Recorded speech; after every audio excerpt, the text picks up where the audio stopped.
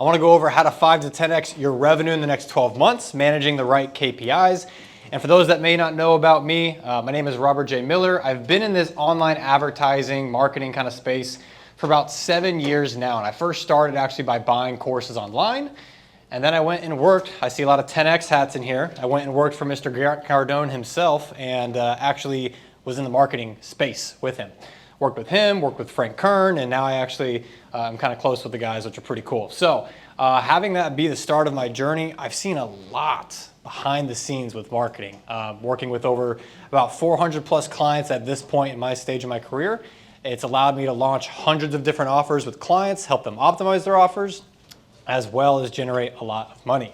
And so I've been directly working on offers over the past probably about 1.5 to 2 years that are mostly for myself and for my businesses, but just over the past couple of years, we've generated hundreds of millions of dollars and about 70 million in online revenue that we can directly attribute, which is pretty cool, pretty awesome stuff. With that, Jason was actually on from the last event on my podcast, The Modern Way, which I'm going to be talking to you guys about how we actually grow and scale these things, leveraging some strategies through those KPIs we're talking about. And now I just manage a portfolio of companies. And like Jason said, we have a crypto hedge fund with some talent coming from BlackRock that we are super excited to be working with and really growing our portfolios at the end of the day. So with all that said, I say that to give you my intention here is to help you run and scale your business the modern way. And I'm nothing special, guys. I started out single mother, mom making about 30 grand per year. I learned everything through funnels, ads, marketing, courses, just reinvesting in myself over and over and over. So I just want to pay it forward here and show you what I've learned over the past couple of years. So with that said, what does the modern way mean? It's just the way that I choose to run my businesses. And from seeing a lot of this stuff, I've been able to actually see how other people run their businesses and kind of mixed it to be my own. So it starts out first with a designed lifestyle, kind of gaining clarity as to what it is that you want so you can go build the business that you actually want and the life that serves you with it. And then build digital leverage. It's one of my favorite topics to talk about. You see all these guys, Hermosi, you see all the other entrepreneurs talking about building teams and leverage, but there's a way to actually build digital leverage that's not so reliant on people. And I'm not really a systems and operations kind of engineer kind of person, but I learned to do so because of the concept of if I can design the lifestyle that I wanted, I know I need that piece in order to get to the design legacy that I wanted, which is the time freedom, the financial freedom to build my family and to do the things that I wanted. So that's where I started to build digital leverage, which we'll talk about today. And it wasn't just me that's been able to do this. I've worked with dozens of clients, like I mentioned earlier, scaling them to some pretty high levels. So this is Tiffany here, one of my clients. She went from 200K a month working prior to working with me. Now she's doing over 700K a month. And during the first 4 months, she made an extra $2.4 million leveraging this kind of stuff. My other buddy, Andrew, we helped fill up an event and he did about $1.1 million in a single weekend. A bigger event than this, but same kind of concept here. And then, like I said, about 1.5 years ago, I really focused on my own offers. And so took a company brand new from scratch from 0 to over 700K a month in 13 months, leveraging the same things that I want to talk to you guys about here today. Okay? So you guys want to learn about that? You guys want to see that? Yeah. All right, let's go. Let's go. So first thing I want to cover is the agenda, and it's really going to be broken down into 3 areas. One, I want to give you guys some awareness and orientation after working with a lot of offers, building my own. I want to kind of show you from my vantage point what I now see are the key points of building a business and designing that lifestyle.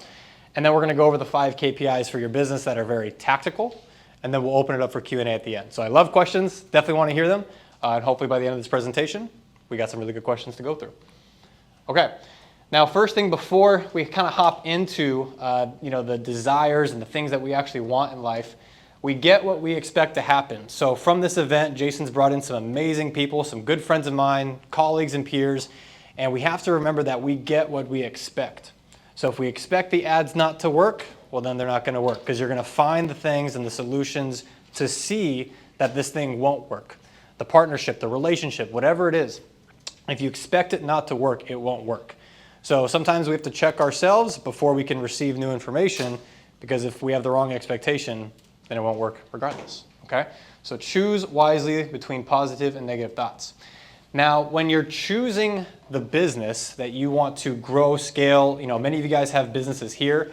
I've looked at it as there's two main things you want to evaluate when it comes to looking at your opportunity, or if you need to create a new opportunity either in your business or open up a completely new business in general, okay? And breaking it down to these two things has allowed me to have a portfolio company of offers that we run, manage, and scale, but then also helps me understand, like, what do I actually want? And I think sometimes we get stuck in the business thinking that we need to serve the business all the time, where you can flip that script and actually make it serve you. And it's kind of going through this framework that I have. Because the decision that you make is going to make you go through a discovery phase of learning new information, developing a new network, making you have new skills so that you can build systems and make money with it, but also who do you want to spend your time around? And one of the reasons why I started a fund wasn't just because, yes, I love crypto, I've been in it for a very long time, but it's also the people that I wanted to surround myself with, right? If you surround yourself with a very financially well-off network, then you'll probably be financially well-off. So those kind of things, I wish I knew at the beginning of my career, because I was kind of just running and gunning the 10X style, just looking at the offer, running it, having energy output to monetize that as fast as possible. And I found myself, obviously, in some good rooms by being a marketer, but I think a lot of times business owners just grab onto one thing and they don't reevaluate. So definitely want to orient yourself to where you want to be, because in the next 5 years, you'll arrive at that destination, okay? With that in mind, when you choose your market or the business vehicle that you're going through, there's two things that we got to consider. You're the market itself and then the mechanics of that market. Each market works a little bit differently. Each ad works a little bit differently in each one. So while we may go over tactics here today, you have to apply it to some of the things I'm going to share with you first. How many of you guys have heard of the three market theory, whether it's from Russell Brunson or any other marketer? Okay, great, awesome. So if you guys haven't essentially heard of this, it's that it's every offer, every business is going to give you one of these three benefits. So you can market something for the wealth category, for example. Hey, this will make you more money. These ads will make you more money. These funnels will make you more money. This tax strategy will save you more money. That falls under the wealth category.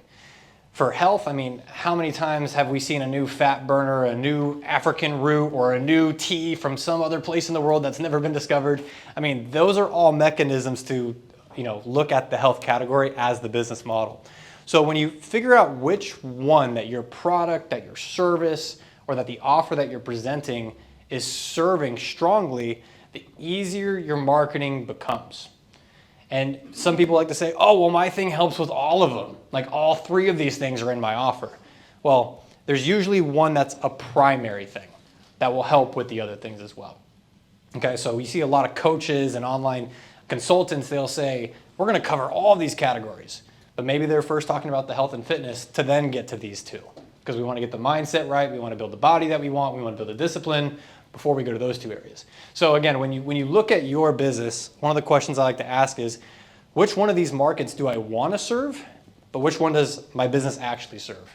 And if those aren't aligned, then there's a problem there and you wanna connect the bridge and see what that's like.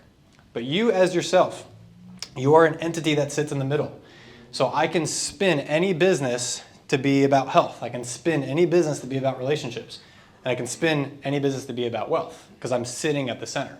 And we can do that even with our current businesses now, which is really cool. The second piece, which is the market mechanics, are the trend. Where is the trend of that market going, or where is the overarching trend going? What's the believability that your solution is the right solution? And then what is the possibility that the end person is going to achieve success with you on that journey? So those three things are essentially levers that you can pull.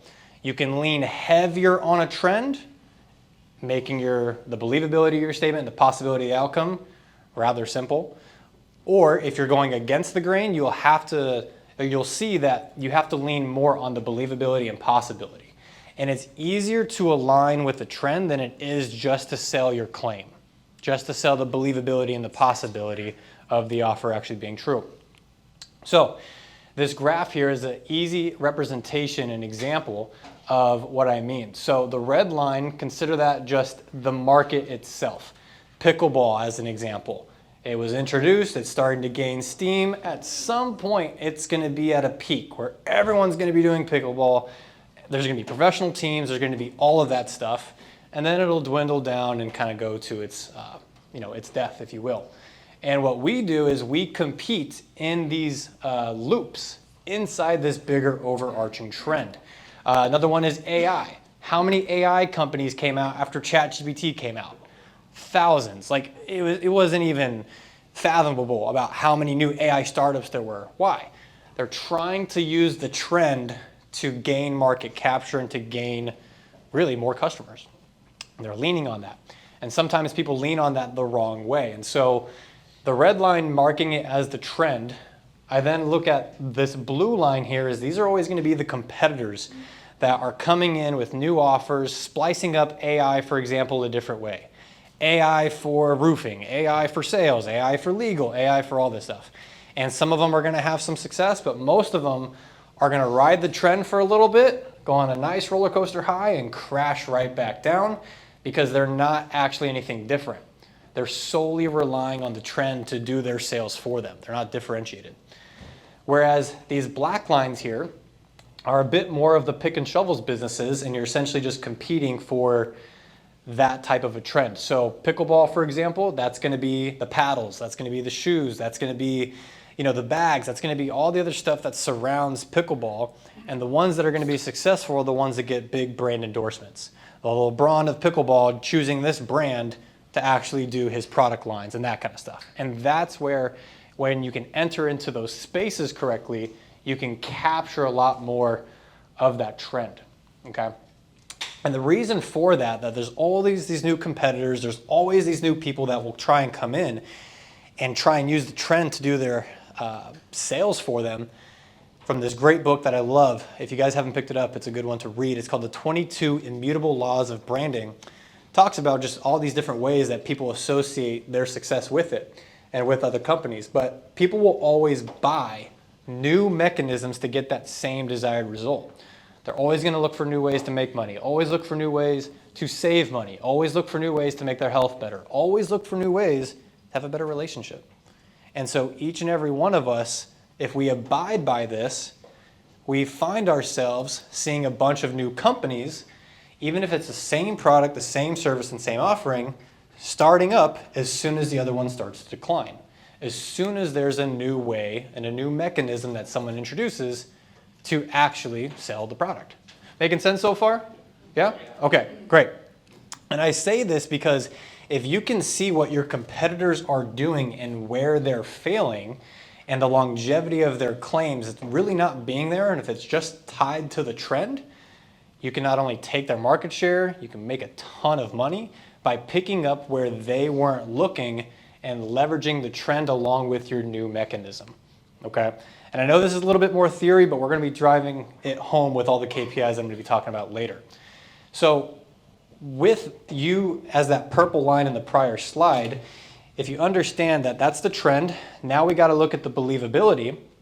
Well, your ability to differentiate what you're doing and why you're doing it and the mechanism of change, if you make that believable, the demand will automatically follow you because it's a believable claim that you're making, okay?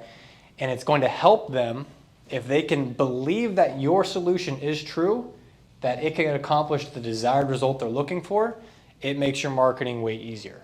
So again, if we align with the trend and we know the desired results of who we're serving, and we simply just make it believable to them that you can provide that solution, you're already ahead of the curve.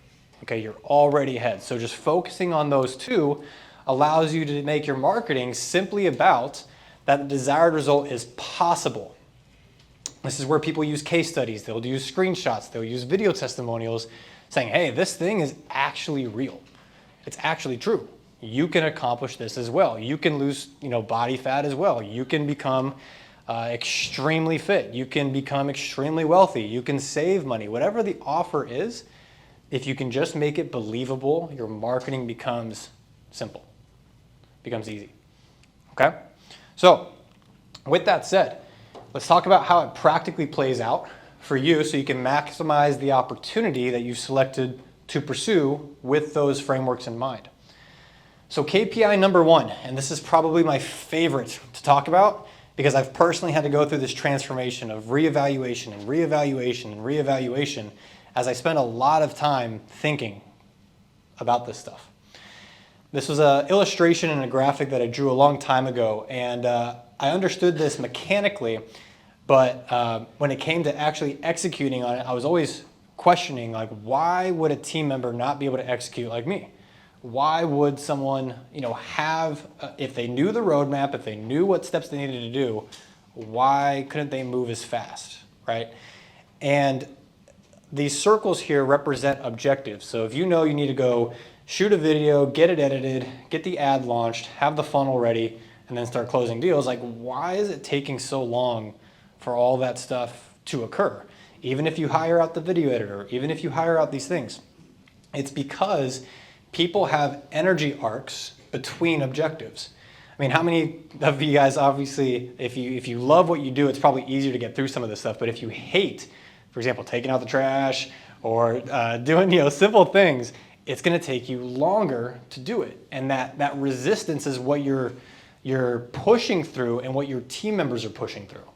That resistance overall. So the speed of what you can accomplish is directly dependent on the energy between each task that it takes to get it done. So if you're super driven like the A-type entrepreneur, boom, boom, boom, boom, boom, boom, boom, it's very easy. But if you're working with other people that are creative, or if you're working with someone that maybe doesn't fully understand, you will have this happen in a team dynamic. But this happens on a personal note as well. And it's easy to identify it with the trash can example, but you have to look at the things that are in your business. How long is it taking you to accomplish those objectives? Because the longer it takes you and the more energy and excuses and other kind of bullshit that you put between each objective, it's going to take you longer to get to each new level. And then what happens is you start to justify why you're here. And if you justify why you're here, and you justify why you're at level 1 or why you don't deserve level 2, 3, 4, 5, then the business is really going to take a long time to grow, and you may miss out on the trend. You may miss out on the profits.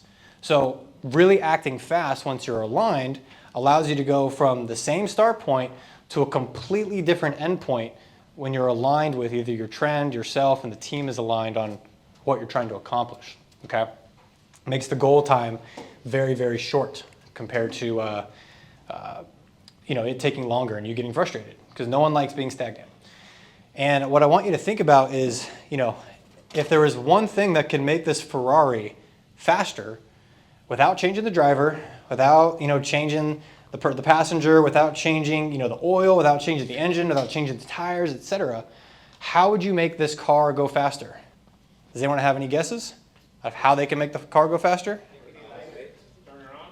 Someone said it over here. Lighter. Lighter. Take whatever is in the frunk out. That will allow you to move faster. Okay? So personally, I don't cook, I don't clean, I don't do laundry, I don't build stuff, I don't do camera shoots alone because that shit is so complicated. Like, I don't know who is a camera guy over here, but God bless you guys, because I hate that so much. Even though I do a lot of content. I don't build things, I don't edit the content, I don't log into my CRMs, like I don't do that stuff. And it didn't start that way, but as you grow, those things start to be the things that are anchoring you down, because you can't have as much speed anymore, or you can't think farther. When a Ferrari's going 200 something miles an hour, it doesn't have time to look at every single little second. You got to look ahead of you because you're going super fast towards a destination, and if there's something in the road all the way down there, you better turn now, not wait until the car gets there before you crash. Right? So, I mean, I've taken this pretty extreme. When I moved to Miami, I sold my car and I only Uber now because even worrying about the oil, the tires, all that kind of shit was kind of annoying, to be honest. I rarely book my own travel. I used to delegate all my dinner reservations to my virtual assistant. She had a whole entire list of, where I would want to eat, who I'd want to set it up with, and we'd make it happen. But I think the most tactical one is not taking sporadic phone calls. My phone's on Do Not Disturb. No one can contact me if it's not in my calendar. It's kind of bad, but like it's for a purpose. And it's because I consolidate my meetings to 2 days a week. So that gives me, let's say I work 6 days a week. That gives me 4 more days of deep work, deep think, execution, and working with team members to execute. And I only need to talk to people for 2 days. And most of my meetings are actually on Monday. There's just a check-in meeting on Thursday. So really, it's only Mondays that I do all my meetings. And if you can consolidate those things, again, and remove the things out of your way to accomplish objectives, it just makes life a lot easier.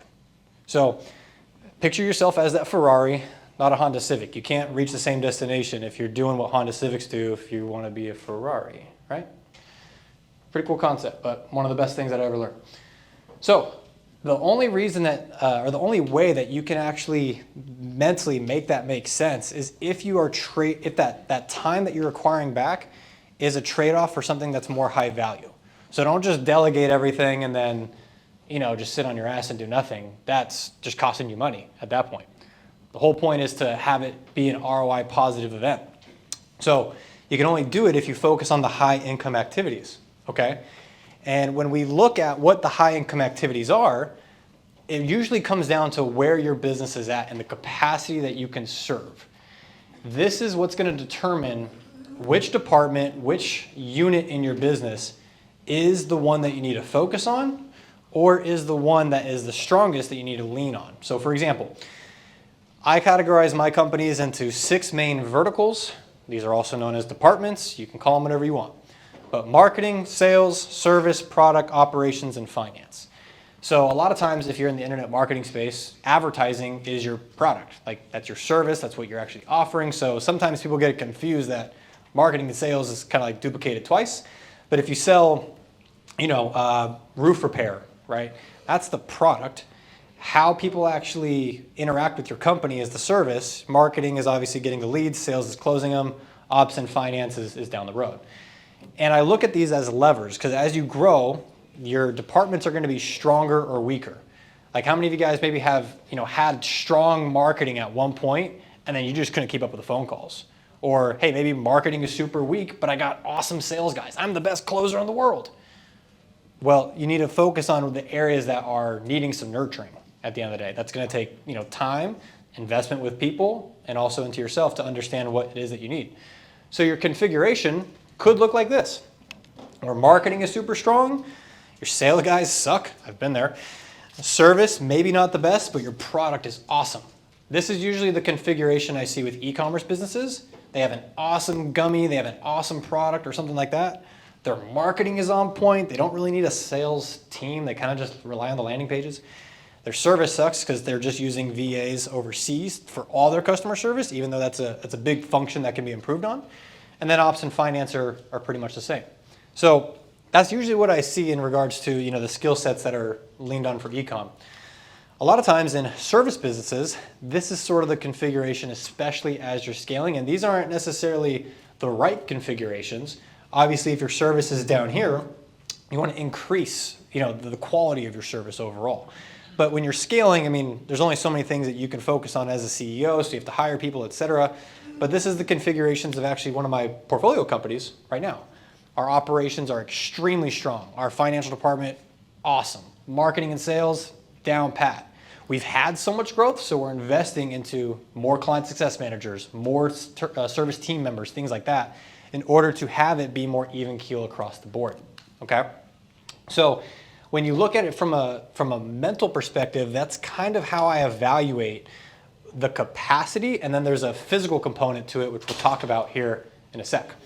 And it first starts with the questions that you ask yourself. The quality of the questions that you ask yourself will be the quality of the results and answers that you have.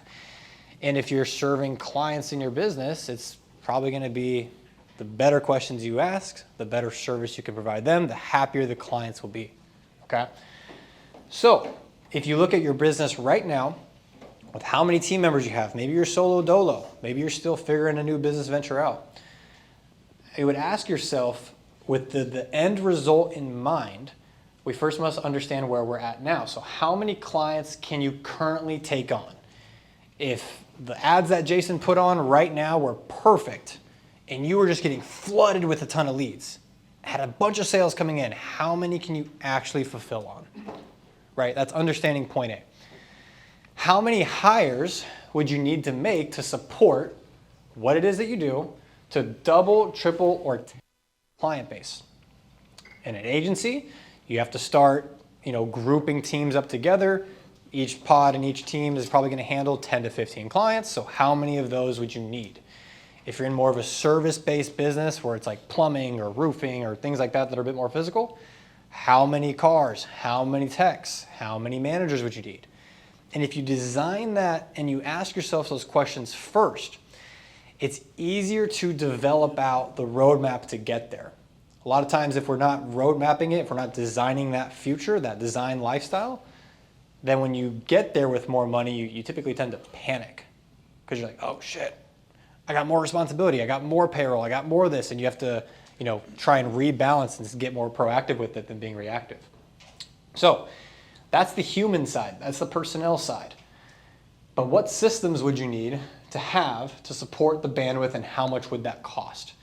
Not enough people ask themselves this question, because if you are adding more people to your sales team and you freak out on a $99 per month addition to your software cost, but they're supposed to be bringing you in thousands of dollars per month, like something's off with the mindset.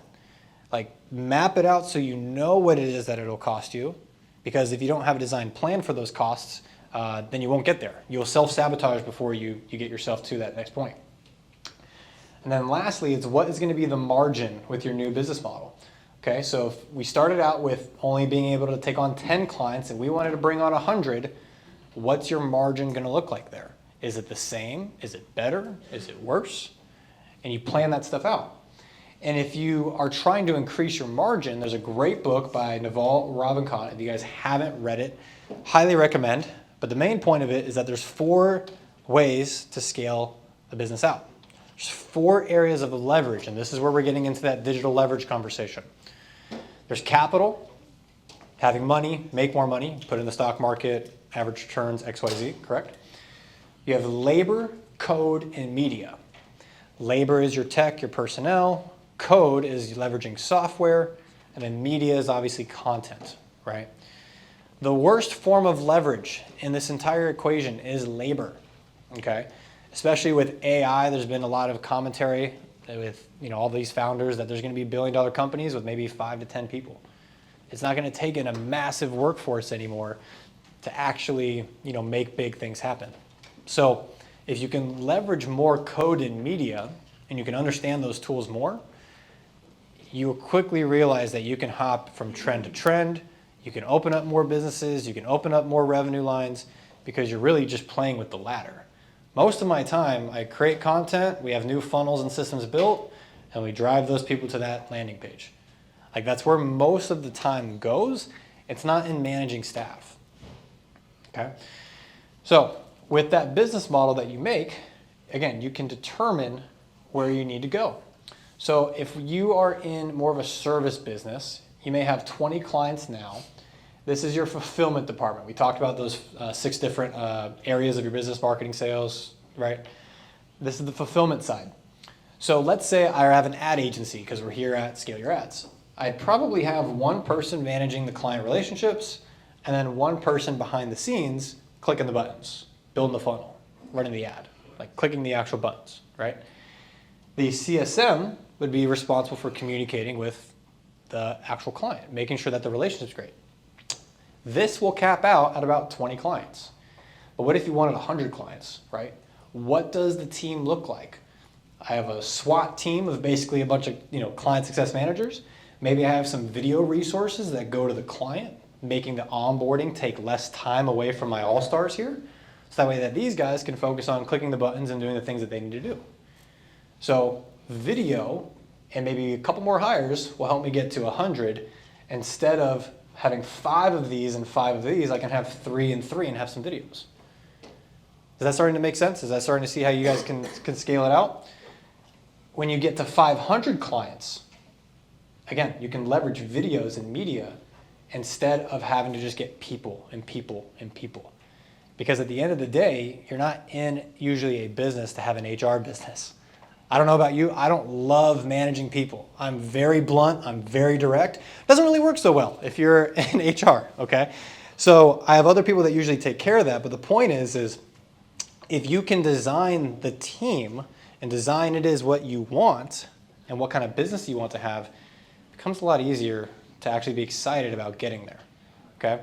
And the last time that we ran this model, we put all the numbers in it, and I was $1,000 off, but we had $1,000 more in profit, mapping it out. We were talking about millions of dollars. So like you can get very specific with how much each of these people are going to cost, their softwares, etc., and expand into it instead of being afraid of it, okay? And you can create more leverage with courses, events, community, having online reviews, do the selling for you. If I have more content and reviews, do I really need to have a whole sales floor of 10, 15 people? No, probably like 2 or 3, right? Because I have more online assets to create digital leverage for my sales team, for me, so we don't have to hop on a bunch of calls. And I know you guys heard from my buddy Ravi last week, no one likes hopping on calls. Like long ass Zoom calls, sales calls, no one really likes that. So the more that you can leverage these things, the more time freedom that you have, because it's not sucking it out of you. You're able to do it once, and that can go across 10 people. Well, that saves you 10 Zoom calls. So imagine that for your client success team. Imagine that for your back-end team, your operations team. The amount of hours that you save, if you think it through, can be really a lot, and it can save you a lot of money to create the leverage that you want, okay? And what we're trying to get to is this point of economies of scale, okay? Not to bring you back to college economics or maybe a math class or something if you're seeing this geometry graph here, or trigonometry graph, whatever, calculus, whatever. But you want to get basically to a point where there's a level of clientele you're able to bring on, a certain number, but you have your most margin. If you don't calculate that by doing kind of the exercise that I talked about, how much would these people cost, how many clients would I need, etc., you may be bringing on more and more and more and more clients, and with the wrong infrastructure, you're going to be up here where your cost is actually the highest to serve those clients, and there's very little profit left over. Whereas if you brought on the same number, for example, but you modeled out the team and the cost, etc., you can know that your margin can be at 30%, 40%, 60, 70, even 80%. Okay? So this is a visual. You guys can look it up. It's called unit economics or economies of scale. How can you get your product marginally, if you bring on a client, if you bring on a new person, to cost less than about 15%? 15 to 20%, you're in a good zone. Obviously, the lower the better. That's why people love SaaS companies. That's why SaaS companies are worth more, because you're not having to deal with a bunch of people. It's the same product over and over and over when people sign up, right? So that's why they're more valuable. Whereas labor-intensive businesses, they don't sell for as much. Okay, so that was a lot on the fulfillment side. Now we're going to switch over to the sales front, okay? How many of you guys are currently running ads right now with the sales team? Okay, cool. Something that helped me extremely figure out, how much should I really be spending on ads every single week to fill up my guy's calendar? Like, what is that number and how can I do it without me being in the picture? Like, I don't want to be involved in that. It's a communication that needs to happen, but how do we build a system around that to not to have me involved? Well, if we take 30-minute appointments every single day, how many, or for every single, sales call, how many appointments can my team and I take this week? And how many conversations will be needed to hit the goal? So what I had them start doing was actually submitting, just through a form, every single Friday for the following week, how many 30-minute slots that they have available that's inside of Calendly, inside of the calendar itself. So when we run ads, we know what our capacity is and how many bookings that we're actually needing to do. And this has increased our efficiency of ad spend, where we used to overspend by $10,000, $15,000 a week just to fill up the calendar. We can now pace accordingly because we know what we're scaling into. If you have an e-commerce business, it's kind of like how much inventory do you have left, right? Like if you don't have inventory, unless you're going to take pre-orders, you shouldn't be running ads. So this helped us tremendously. And again, usually on a given day, we had 31 slots available here, and we had already booked 30, and this was on a Sunday. So already booked 30 for Monday, we have 22 the following day, and then it kind of trickles out, and you guys can kind of see how that plays out. But this helped me, again, keep my media buyers in check and keep our sales team in check.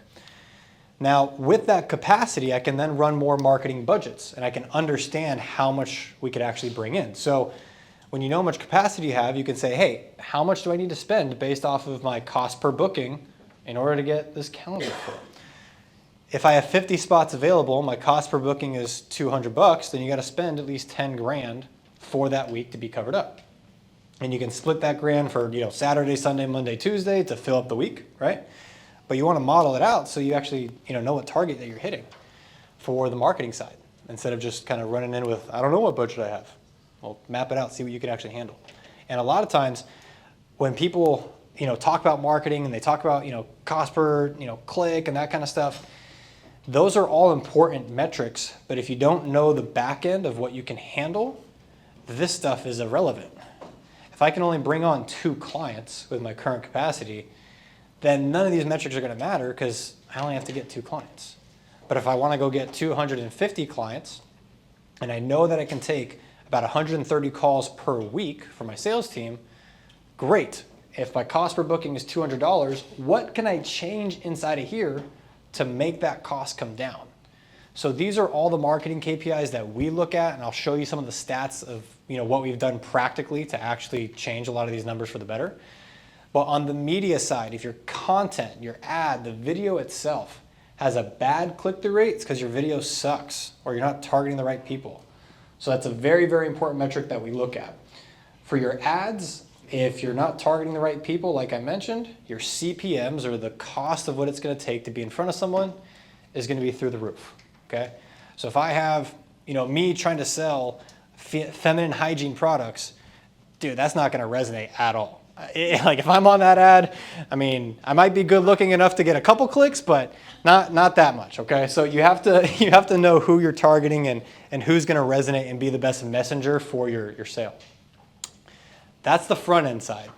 The back end, I know Jason spent a lot of time, so I don't want to go through all of these metrics here per se, but the 2 I do want to speak on is your cost per marketing qualified lead and then your cost per call taken.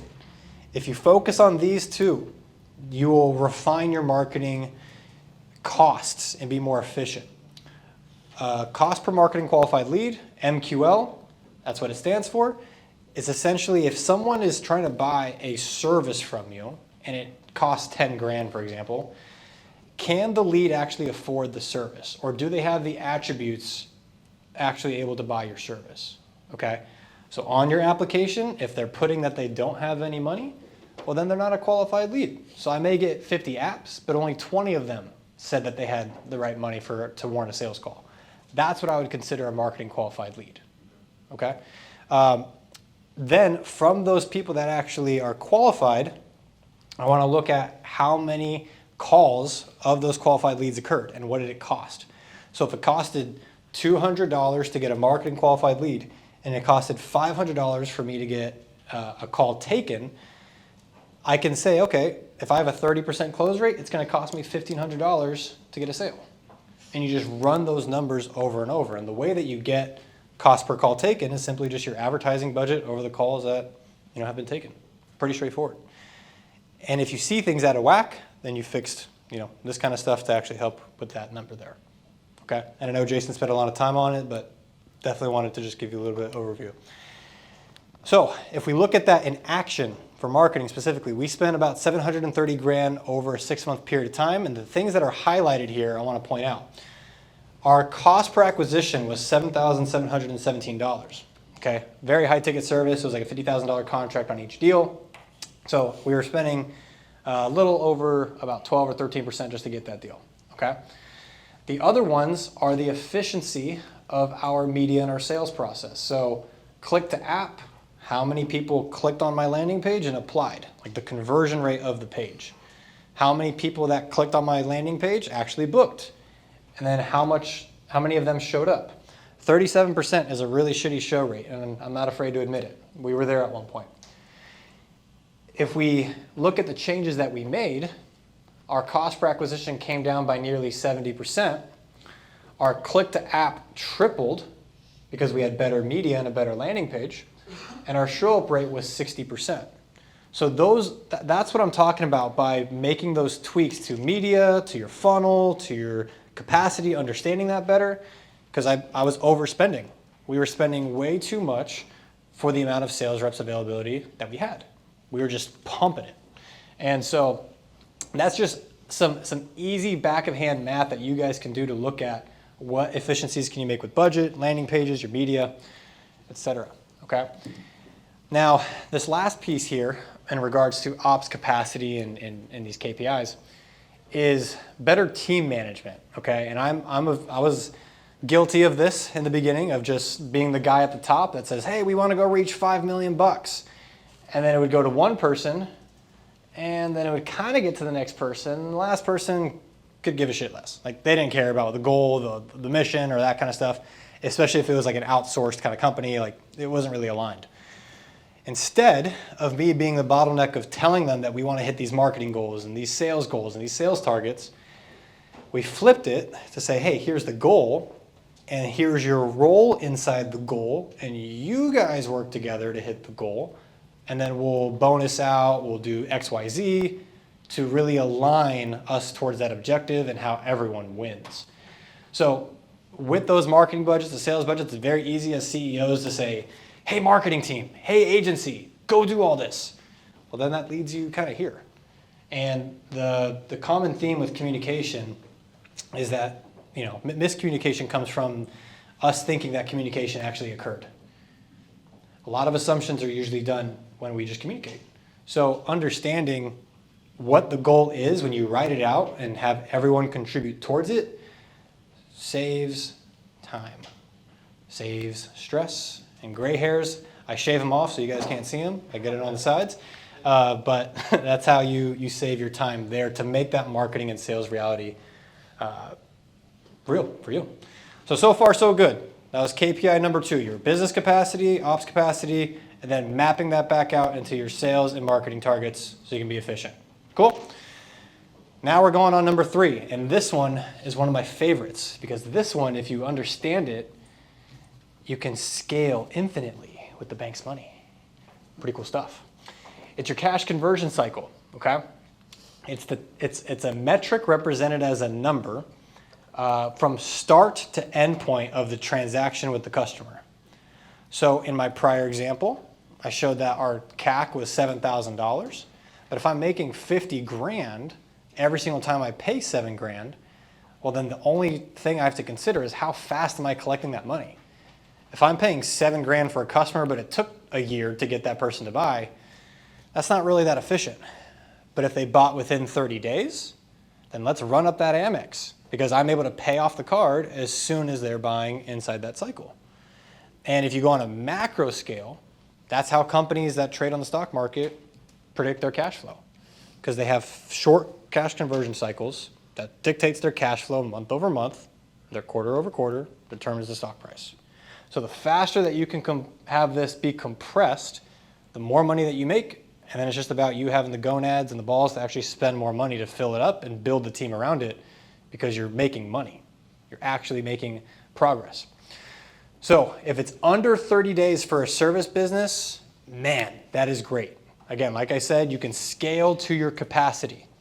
So if you know what your capacity is and you know you need to bring on 30 more clients, take your CAC times, the capacity you have and run it up until it breaks.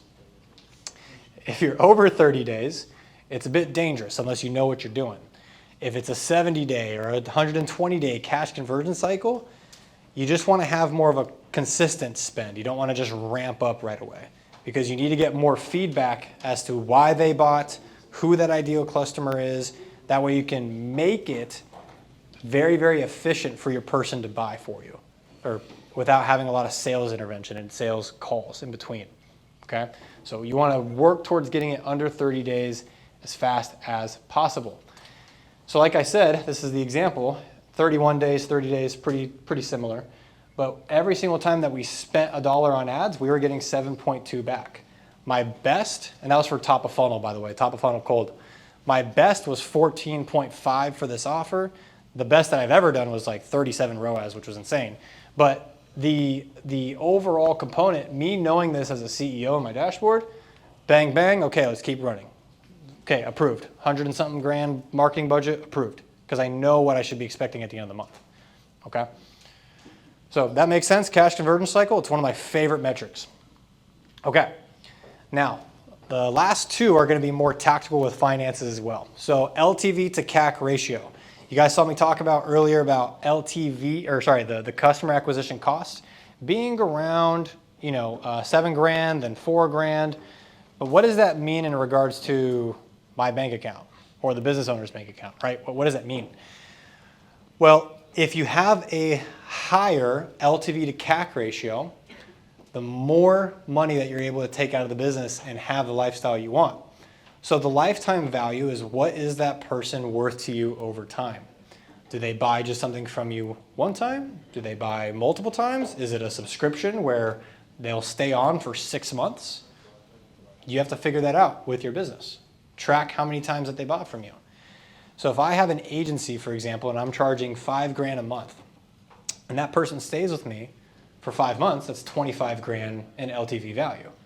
And if I only spent $1,000 to get the customer, my front end is only 5 ROAS, but if they're $25,000 of revenue to me and I spent $1,000 for it, that's a 25 ROAS right there. Right? So we have to look beyond just the first sale. And the higher that you make that number, the LTV to CAC ratio, the more profit that you make and the more that you can take home. And the best things that materially change your life are anything over 5, 10, and then when you just get beyond 10, it gets pretty insane. You feel like it's a little bit illegal. You're like, what the fuck? This is real? And you can actually start taking out a lot more profits or reinvesting that into community, brand, whatever that you want to do. So that's the metric that I always look for. And if I know that, with one of my portfolio companies, for example, that we're underneath this target, we need to change our media, we need to change our funnel, we need to change those things to make it actually produce more profit. Okay, so you can design that. It's just knowing what metrics to look for. Okay, now lastly, the first ones we were all talking about, money, expansion, revenues, how much money can you make?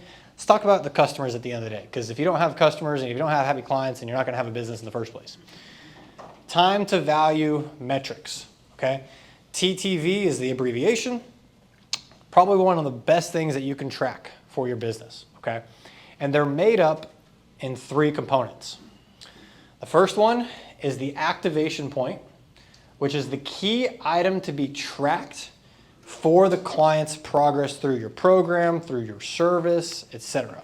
It's not the end destination that they get to, but it's a key item associated with it. I'll go over some examples shortly. The next one is a client win. The experience that the client has had, the feeling that that client has by working with you, how can you capture that? Are they giving you a review? Are they just saying this is awesome in Slack? Are they, just obsessed with what you guys are doing? Are they happy with your transformation so far? Even if it's only a couple days in, that's what you want to get a lot of. And then the client milestone is the result. So the ones that I showed you earlier of Tiffany, Andrew, etc., the end result was how much money that they made. The client win was them saying, hey, we just broke a monthly record, we're expanding, blah, blah, blah. The activation point was, hey, from when they signed up, how long did it take for us to actually launch their campaigns? So you have to break it down as to what the journey is going to be. If I sign up with you, what things can you celebrate or communicate to me that's a win, even if it's very, very small?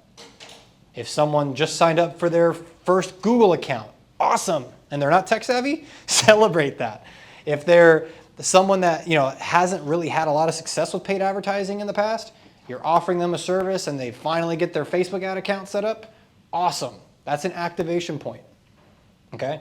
It's those things that you can celebrate with them, and they'll be slightly different from client to client and service to service, but you should be able to bucket it up just like you would with a funnel. They first click on this page, they go to this application, they book a call, do the same thing with your back end, and you'll be able to determine what things do we celebrate, what things do we track, what do our clients say, and when does that occur, and then what things are we most proud of when delivering our service. Just like you do all the effort into sales and marketing, you gotta do it to the back end. And your clients, the ones that you serve, the ones that you work with, you are essentially marketing to them that you guys are still gonna uphold what was promised on the front end. Just because the transaction occurs does not mean that the sale is over. The first 30 days, they're still sniffing you out. They're just testing the waters, kind of seeing how that goes, right? So sometimes we forget about that. And if you create a feedback loop in a system telling you that, hey, it's taking a little bit longer to launch people than we want, well, then you can optimize that and you can make that shorter, which then in turn makes your marketing and the possibility of what you're saying that you can do actually occurred. You can allow this to be the catch system to make your marketing more efficient and have more proof, have more validity to the claim, making it more believable. And if you're aligned with the trend, those two things come from here. The believability and possibility, this is all where it comes from, okay? So when you do this properly, your service will allow you to make more accurate claims. It'll allow you to stand out because you actually know your numbers. You're not just saying bullshit. And again, the people that do say bullshit, you'll easily stand out because even the way that you carry yourself, the sales call goes differently because there's a lot more trust built. And you heard from Ravi that last week, that trust is declining from all these online claims that have occurred. This is what makes you stand out, being the real deal, okay? So with that said, how do you collect these things? We use a lot of forms, okay? So we use Jotform, Typeform, Google Forms you could even use, that one's free. Whenever something occurs that we track, it is manually inputted into a form, simply titled exactly what it is. Client signs up, client got their onboarding call done, client did this. Those are all forms of entry points for us that we track.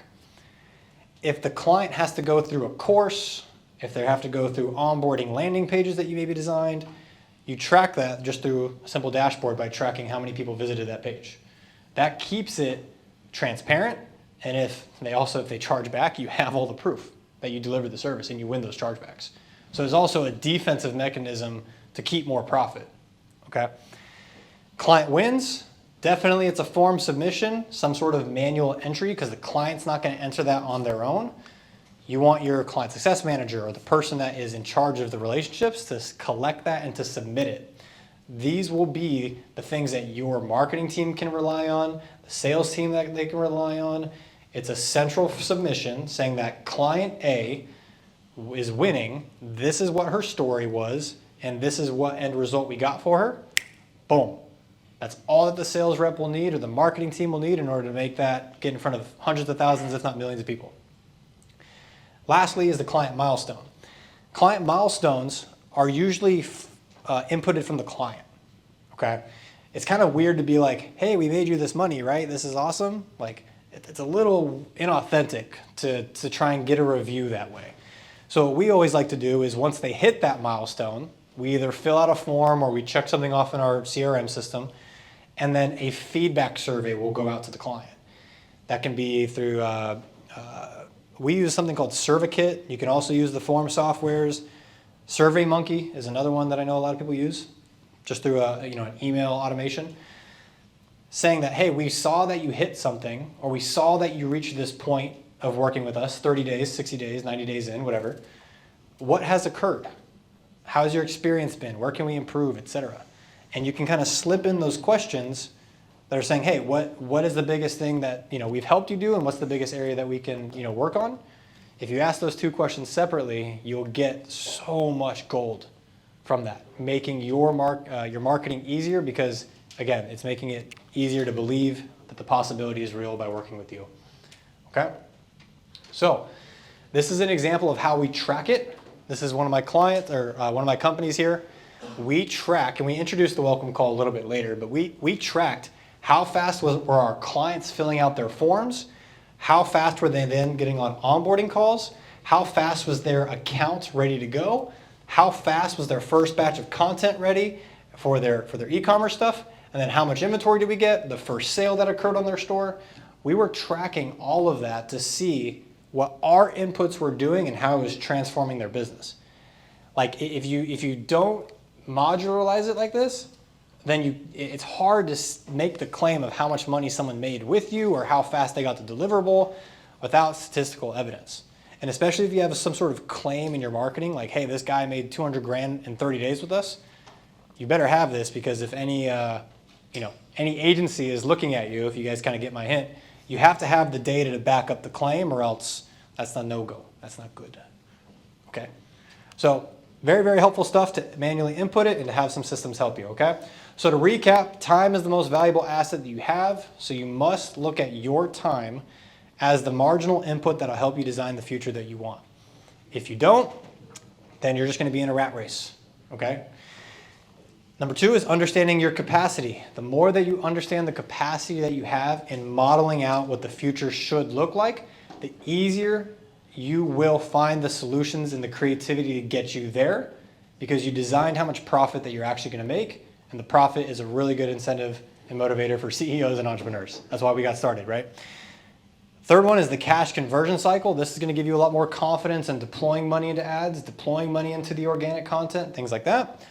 Your LTV to CAC ratio is just a good metric to look at the health of your business and the efficiency of how much money you are actually making and when you can actually take out profit. And lastly is the time to value metrics for your clients, because if you don't have clients, nothing else matters, okay? So with that said, we're gonna open it up for Q&A. This is my Instagram here. And then I have a whole coaching community kind of school group thing. It's called The Modern Way. We go over stuff like this. But really guys, just follow me on Instagram. I have a lot of great value there. We could definitely chat, connect, and that kind of stuff.